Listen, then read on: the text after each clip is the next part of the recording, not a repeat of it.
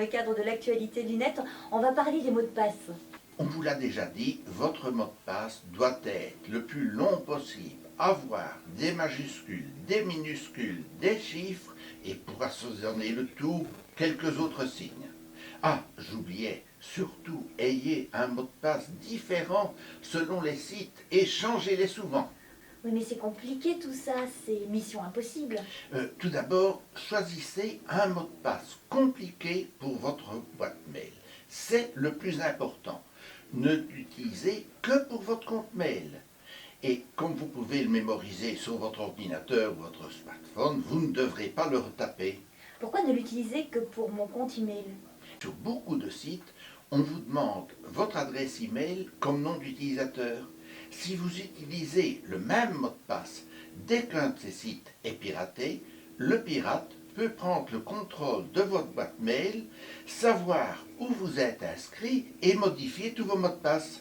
Et pour les sites qui n'ont pas d'importance stratégique, qu'est-ce que vous préconisez?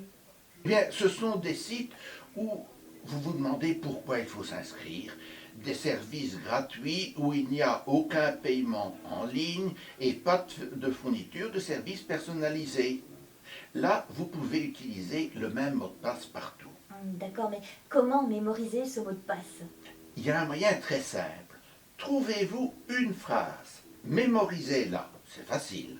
Ensuite, vous prenez les premières lettres de chaque mot. Par exemple, coup de force, virgule, plus de 600 Franchimontois, point d'exclamation.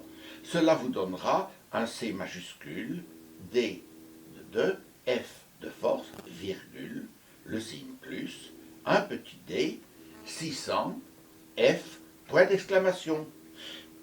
Peu d'acteurs russes ou coréens connaissent l'histoire de la principauté de Liège et il faudrait être téméraire, Charles de son prénom, pour affronter ce mot de passe. Et si, Jocelyne, vous êtes originaire de la cité du Doudou, vous pouvez même écrire en 2 mots franchis Montois. Et pour les sites sensibles comme le e-commerce? Là, je vous conseille un mot de passe fort compliqué et unique. C'est impératif. Vous pouvez utiliser le même mot de passe que précédemment et y ajouter des lettres en début ou à la fin.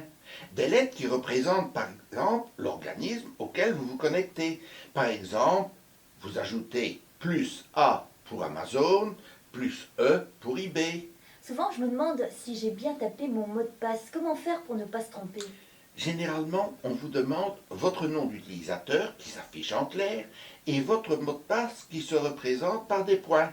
Là, vous hésitez si vous êtes en majuscule ou en minuscule. Eh bien, commencez par taper votre mot de passe dans la case nom d'utilisateur. Vérifiez s'il est bon, surtout les majuscules et les minuscules. Vous le sélectionnez et vous le copiez avec les touches CTRL et la touche X.